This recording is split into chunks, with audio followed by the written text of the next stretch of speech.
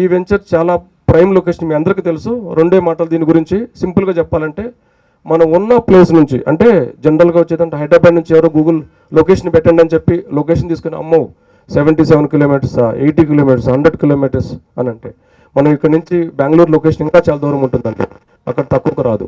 అంటే మనం ఉన్న ప్లేస్ నుంచి లొకేషన్ చూసుకోవడం కాదు, మనం ఇన్వెస్ట్ చేసే లొకేషన్లో డెవలప్మెంట్స్ ఏమన్నాయని చూడాలి. దాని గురించి చెప్పాలంటే, మనం ఉన్న ప్లేస్ నుంచి ఒక 7 to 10 కిలోమీటర్స్ రేడియస్ ఒక రౌండ్ మనం చుట్టూ తిరిగితే 1000+ కంపెనీస్ ఉన్నాయి ఇక్కడ.